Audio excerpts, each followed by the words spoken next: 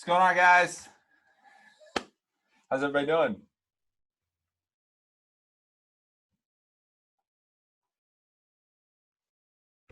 I think you're muted. Muty McMuterton. Yeah, audio?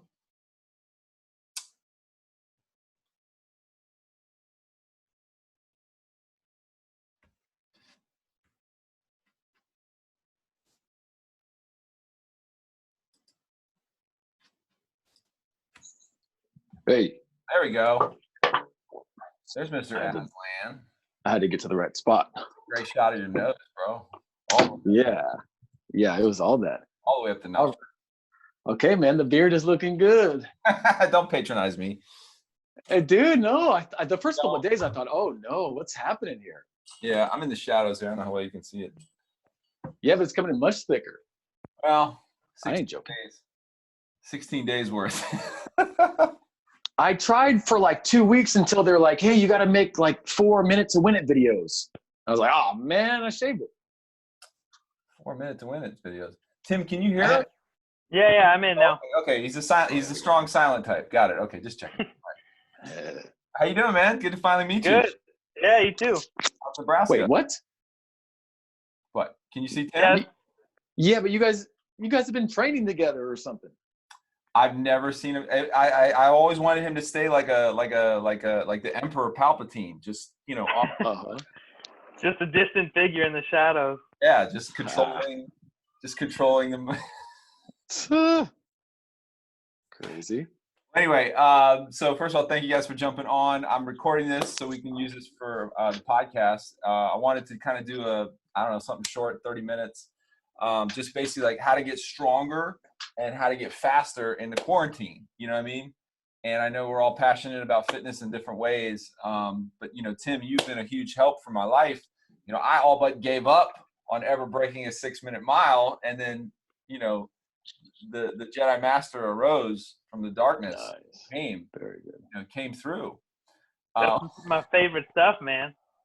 Yeah, so you got me down to sub 6 mile. I thought it was never going to happen. You know what I mean? And it was, I knew it was there. You just got to do it. There. I know. Yeah, I was like, it's over. Put me in the old folks' home. I'm done. Oh. Little support in the right direction, and yeah. So let's talk about our quarantine life. So I know you're obviously passionate about running. Aslan, you're passionate about running on mountains, like a mountain goat. And if you haven't met Aslan, he's a good DJ friend of mine from a long time past. We've connected on many levels over the years, but he's now a kids pastor in Southern Cal, and still a DJ here and there. Is that like? Yeah, here and there is a great way to say it. I'll never put it away, right. But yeah, here and there is fine. Yeah. So you've DJ'd for on the 116 tour, Andy Mineo, the who's who of XYZ. So right. But we're all stuck in home. We're all stuck in our various places, and I thought first of all, it'd be cool to like talk about how are we managing fitness and health in this time. So anyone want to jump in? Go for it. Go for it, Tim. I think our rules might be a little bit more lax compared to where you guys are at too. Southern California and Florida, right smack dab in the middle of the country. And Omaha, we are relatively. I mean, our cases are nowhere near what the coasts are like. So we have potentially a little bit more freedom than the coasts do, but. I mean, for the most part, apart from gyms being shut down, I think that's the big thing. People can't go to the gym. So, like for me, running is the majority of what I do. So outside is free more or less, even when the gyms are open. That's and right. No one's stopping us from going out the door. So we have nothing's really changed there, I suppose. But for those, like one of my best friends is he works at Lifetime Fitness, and that gym, he's one of the head trainers there, and their gym shut down. So he's converted his home into a home gym for some of their clients that are still wanting to get after it and have the coaching attention with, I suppose, the correct attention to detail for them to continue to grow. So there are things like that going on where people around here are converting or adapting, I suppose, to the opportunities that we have at our fingertips. Like his garage now is like got a full squat rack in it. I mean, anything you could really think of, they've got at their fingertips at their house. So they'll either do digital stuff where they can coach online like this if the clients have stuff at their houses, and so they'll program for them and help give them tips on their form and what they need to do in order to continue to grow while we're kind of sitting sedentary. Or, you know, if people, I've never seen more people outside running and moving in my life than since this started at the beginning of I suppose the beginning of the year, really, but really in the last month. But it's been kind of crazy. Is that more work for you being a running coach now? I'd love to say yes, but I think people are maybe more cautious or conservative with their dollars because of you know, work potentially being shut down, or people uncertain, I suppose, of what the next month is going to look like. So a lot of it's just kind of being there for people. If, you know, this isn't my full-time thing. This is really a passion pursuit for me. So if I really would love to grow it into a more functioning business, and we have a few paying clients, but nothing that's going to allow me to do it full time yet. But it gives us the opportunity to reach out kind of more freely to those people that we think may do it. Like my birthday is on the 18th, so we just started I turned 32, so we're running 3.2 for my 32nd digitally. Right. So if you want, you can join the program online and just get people moving, and then they're aware of what's going on. But it's definitely just to help keep people moving. So that's probably people's first choice now, because I mean, that's one of the last few things you can do is you can still go and do recreation. So for some people, that's just taking a walk. For some people, are like, well, it's time to start running. Yeah. So you got a lot of novice people thinking, you know, who haven't trained, have not run, all of a sudden are just like, sure, why not? I can run a 5K, and they're probably dying very quickly, metaphorically. So just a couple of little bits of advice, you know, if someone is, because of this quarantine, all of a sudden, you know, the gym is shut down, they are deciding to take up running, where would you say would be the place for them to start? Man, slow and steady is always the best advice.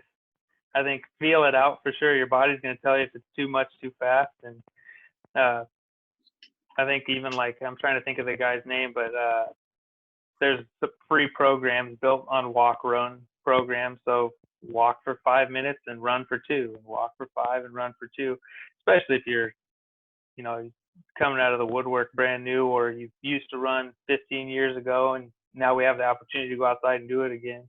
Right. Slow and steady always wins. Any apps you would recommend that you are like, this is the best one to get? Yeah, I utilize the Nike training one, honestly, quite a bit. Take Nike for what it is, I suppose. But there's a lot of sound advice amongst all of the marketing there. Their head coach, Coach Bennett, is phenomenal. So there's definitely a lot of good resource hidden underneath all of the Nike swoosh. So. Sure. Wow. Yeah, they're definitely going to try and sell you something. I've been using the free Run Keeper for years. They keep trying to make me a big one. I'm like, nope. Yep. Yeah. That's a good one too. I mean, you really can't go wrong with a lot of the big ones. Like even Strava's a big one. Run Keeper. I don't know if that's the Under Armour one. Under Armour owns the running app too, but there's a lot of good resources out there like that. You really can't go wrong. So I have a question for you, which I think this is very selfish, but I'm going to do it anyway. You were able to get me to a place where I hadn't been able to get to for years. Now, I ran like the half mile in high school and I ran the quarter mile. I was never like great at it. I was like good enough to be on the team, never really placed once, but down in Florida, everyone's fast. So point being is, you know, it wasn't until my late 30s when I started running longer. And, you know, the fastest I ever ran was like a 5:30 mile. I was like super proud of myself. And my 20-something 5K, which anything I say, I know there's somebody out there faster and there's someone else infinitely slower. But I felt like once I crossed the threshold of my 40s, that there was no way I was ever going to get back to any of these times, right? So my goal was just to get back to a sub 6 mile. I spent a whole year with no particular attack mode on my running, and just gave up. I was like, I guess I'm just not going to have it. You know, someone told me, oh, your VO2 goes down when you get older. You can't take in as much oxygen and stuff. And you were like, nope. And I was like, yeah, I know more than you. And you're like, no, you don't. And you gave me a plan that really did it, that I didn't realize that was the plan that works, because so you had me overrunning, correct? And then you had me underrunning. That was the basic plan. How you got you had me overrunning my mile and then underrunning my mile. Is that right? Essentially, you want to get the body used to running further, not necessarily faster, but so that you can build a capacity there. And then, I suppose the easiest way to put it is you want to run slower to run faster. So you run longer and slower, and then you do focused shorter intervals at a faster pace than what we're trying to run.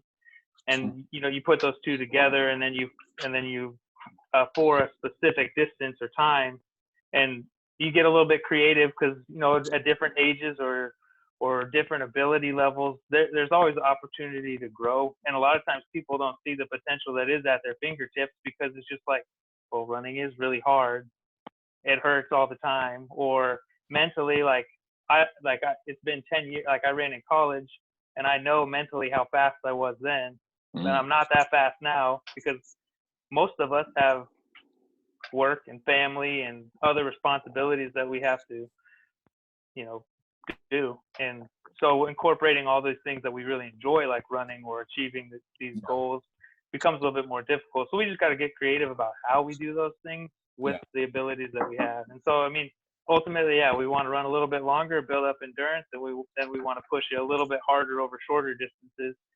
And then when we're able to marry those two for a specific workout or a specific event or race, then we can pair it up. And and I remember the gist that I would remember is that I would essentially, you started off me doing about 2 miles, approximately 3 miles at a very low pace, and I was used to running that pace way faster. I'm like, why am I running so freaking slow, right? And then you'd be like, the next week you go, okay, now you're gonna go 3.5 miles, and by the third week you're like 4 miles, and then I never ran 4 miles ever. Then you're like, oh, now we're gonna do 5 miles. I'm like, I'm not gonna make it, you know what I mean? And the irony was, I never got injured, I never got hurt, my plantar fascia never came back. There was stuff that stretched me, but point being is, I noticed I was going farther and farther at what you said, a slower pace. And then you'd be like, okay, on these days, you're gonna run 6 quarter miles at this pace. Like, you're gonna run twice as fast. And true to form, within 2 months, I went from a 6:30 mile to a 5:55 mile. And I thought that was like crazy. So you had it all there. You had it all there. 6:30 mile with relatively no focused training, specifically, for that. It was all there. You just gotta put the puzzle pieces together and knock it out.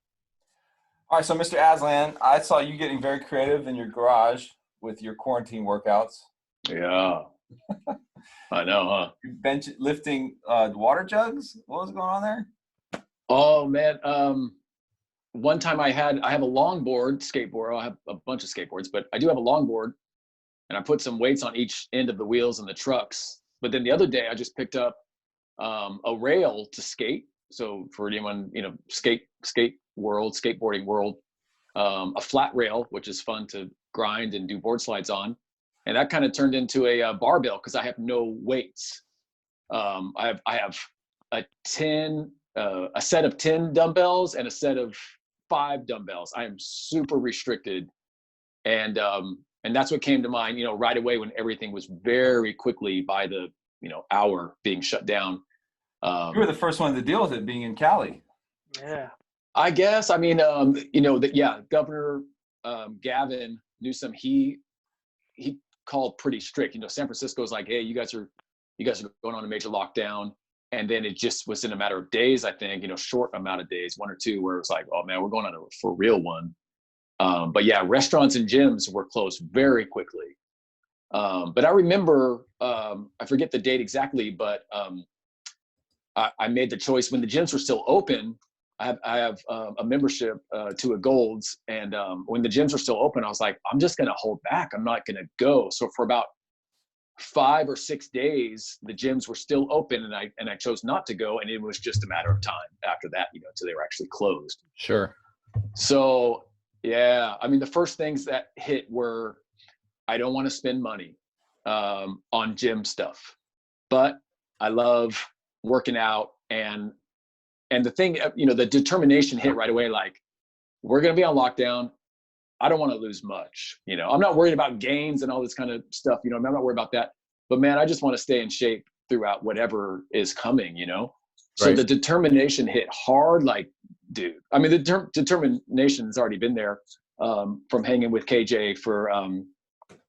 It's been about 3 years, KJ, since we just kind of linked up. Well, we've been hanging out for a while, but about 3 years ago, KJ put me on some great advice and great lifestyle changes. And so I lost 30 pounds within about 3 or 4 months. Man. Yeah. And Well, I'm I a just little told him guy. to eat a tapeworm. Basically, I wasn't that great. I know, that's crazy. Like, drink it through the bottle, man. That's from a movie or something. Poltergeist or something. So anyways, so yeah, but KJ did really help me just make major lifestyle changes. And ever since then, it's just been how far can I take this, kind of, basically within means, without getting hurt. I'm 41 now. I was 41 a couple of weeks ago. So yeah, real smart about, trying to be smart about that. Can't be stupid about that and just get hurt and then watch it all go away. It's good So stuff. yeah, with the quarantine thing, I was like, man, I'm going to do anything and everything. And it's been 3 years in the making, though, of like, okay, well, I know what to do anyways. I'm not just the guy that goes straight to the gym and goes to the bench press and, all that kind of stuff. You know what I mean? Like, especially traveling sometimes, like KJ's lifestyle was very much and still part of, well, obviously you're not traveling right now. But you got to get creative in all kind of situations. And so, yeah, just made that, just hit the switch on the quarantine. Like, okay, I'm going to stay busy with stuff. But then there's been the hurdles in the way when they started roping off all the playgrounds. That's right.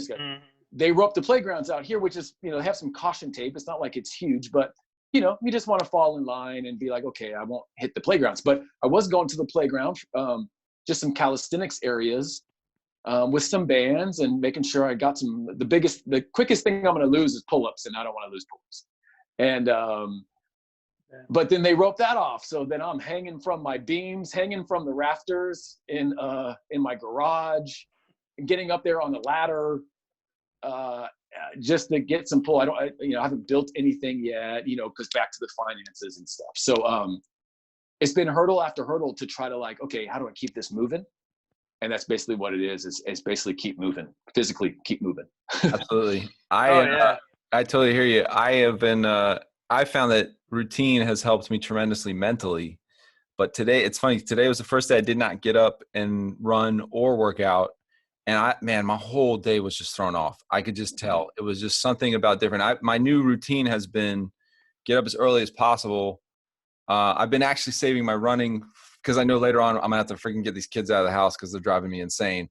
So I've been saving my running because I just chase my kids around on their bike, which they're infinitely faster. So my pace level has been like, but as you can tell, I'm like super burnt from being outside in Florida all the time. But I, like you, doing the calisthenics, I actually took my TRX and strapped it to my car. Oh, yeah. Okay. So that's actually been pretty dope. I found my old weight vest. I've been using that for extra weight, but I've actually been incorporating my kids, mostly my 4-year-old, into my workout by just literally chucking him in the air like a medicine ball.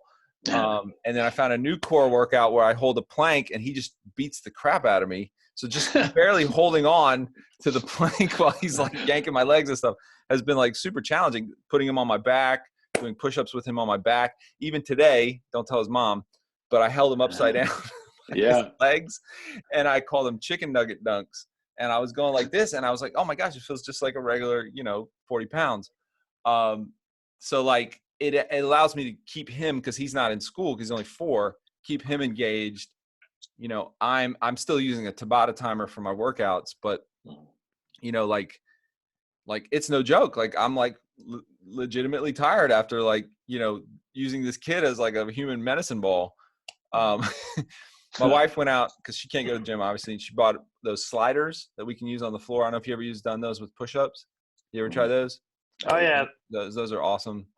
And then we have one fitness park on the side of the road. It's not even a fitness park. They're like little fitness stations on the side of the road. For some reason, the only one that didn't get closed. Everything else closed. Even like my last ray of hope was our preserves, because we have miles of preserves that I could go run through, and they just closed them this week. So I'm like, whoa, Man. there's nowhere left to run except in my neighborhood. And, you know, I'm getting sick of that. But now I'm like, I don't have a choice. I want to go out and get a stand-up paddleboard, you know, like, because I'm on a canal, so I can like get around. Yeah. About the gators. You know, everyone says that, and I'm like, I've lived here 15 years. I've never seen a gator in my canal once. I've seen monitor lizards, I've seen otters, I've seen every other possible human animal, but there's no gators. And the water's like super. That's such an out of town thing to think that there is gators. There's just not one where I live. So shoot, I'll get in there. Let's do this. You know what I mean? I've done the stand-up paddleboard, man. I've been out there for hours. And it's not incredible, but it's fun to do. But it's not an incredible workout, man. You're gonna get your balance, and you're kind of tightening the whole time. Yeah, I want to do it really. Fun, obviously. My 12-year-old is now like super excited to go kayaking, so I'm like, I can't just turn him loose in all these canals because he will take off. So I'm trying to figure out how I can chase him down. Oh yeah, heck yeah, that's a great way. But anyway, let's talk about diet real quick, and then I'm gonna go ahead and wrap it up. Cool. Have you found yourself? You know, I keep seeing all these memes. They're like, you know, pre-quarantine Barbie and like after quarantine Barbie. She's like gigantic and massive. I haven't really found myself snacking like that. Like, I don't see any particular difference.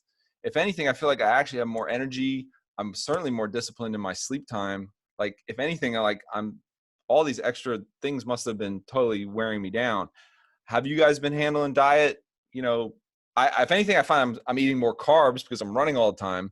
But other than that, I think I've lost 2 pounds. You know what I mean? Like, I'm not gaining any weight. Go ahead, Tim. I don't think ours has changed too much. We've been a little bit more conscious about what our, like, I suppose what we're bringing in the house, because we never know if they're going to be like, guess what? You guys can't leave your house.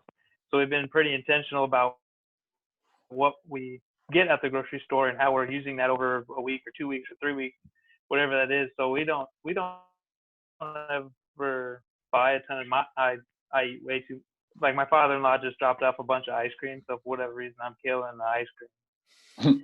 But apart from that bad snacking, I suppose I'm not doing it too much out of the ordinary. I suppose the diet's maintained pretty regular, not a lot of extra snacking food, but just, I suppose we're a little bit more focused on what we have coming in the house, just because we don't know what's going to happen. So. Yeah, same here. Aslan. My big thing is probably portion control. We're definitely, you know, still able to hit up the Trader Joe's and the grocery stores. You know, at first it was kind of scarce, but my wife just told me yesterday or 2 days ago, maybe at the most, you know, Trader Joe's is feeling really normal for what they're actually stocking. Yeah. And so my biggest thing right now is portion. You know, when I was lifting weights, you know, 5 days a week, man, Monday through Friday for sure. And then doing something always on Saturday, whether it's skating, skateboarding again, or a run on Saturday. And so, you know, it's definitely a pullback of the weights. And so I right away went to, you know what, I'm not going to worry about the whey protein. I'm not going to buy the whey protein. That's all I was taking for supplement was whey protein. I was like, man, I'm not, you know, because of financially, I guess there's like lenses I was looking through, you know, the one lens was financial, was like, dude, we'll get some chicken, but dude, I may eat some more carbs than I normally do just because my wife's a vegetarian as well.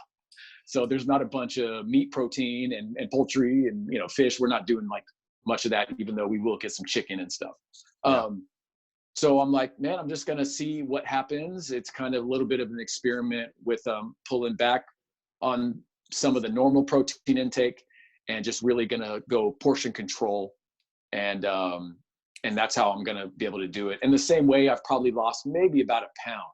Yeah. But I mean, I kind of feel hungry and I'm in the house almost the whole day. And so I definitely feel like, oh man, I want to grab some more handful of mixed nuts or something like that, you know, stuff that's going to really add up.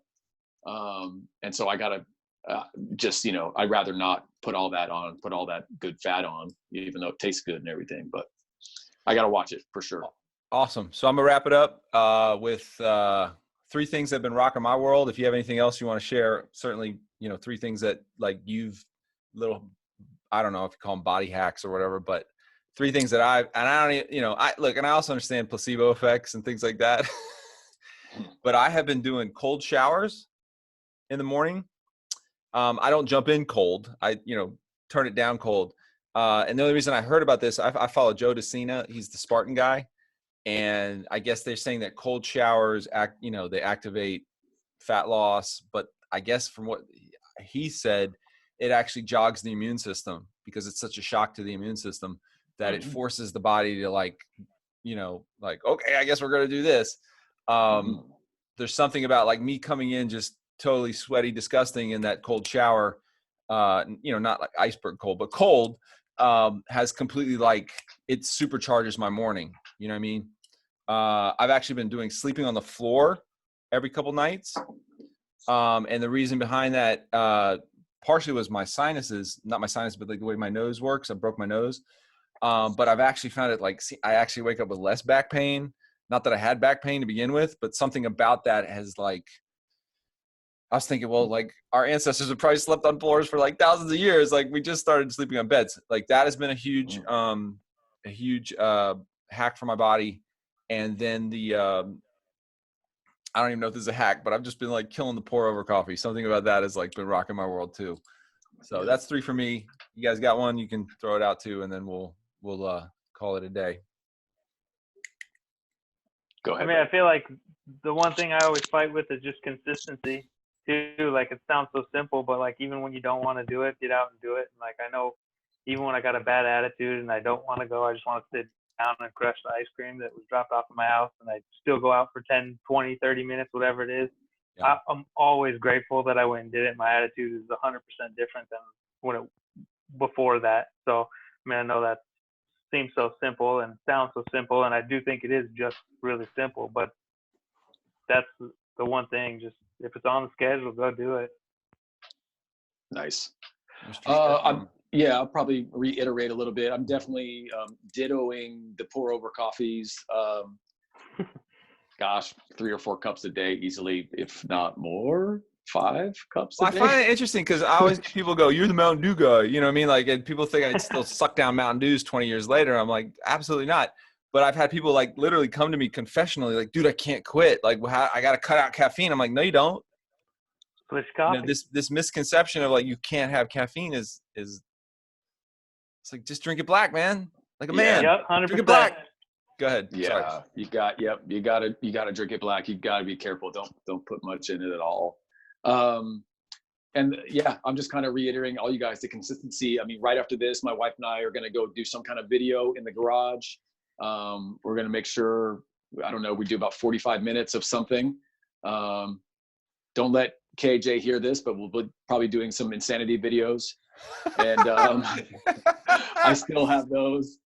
I thought about busting them out. Don't worry. He used to do so much insanity that he was like, I can't figure out why I can't gain any mass. I'm like, and he didn't tell me he was doing insane. He was doing insanity, then running 2 miles. I'm like, oh my God, emaciated, dude. I was like, you gotta bones. I was like, you probably just want to just work out with some weights. He's like, oh, I should do that too. I'm like, no, not with it. I did the same. That stuff works though too, man. I did the same thing. So anyway. Yeah. All right. But the consistency, stay at it, and just, it's going to be a mental game. I think it's just a major mental game through this time in all areas of your life, working with your family, trying to wrap your head around this nonsense is just it's super mental, man. Just stay with it. Get some good people in some conversations with you. Absolutely. Well, I appreciate you guys. I will post up all your information on this podcast so they can check you out at your site. And, if they want you to come DJ their quinceañera, they can hit you up after this is over. Oh, shoot. All right. Appreciate you guys, man. Y'all have a great quarantine day. Thanks. Awesome. You too. Later.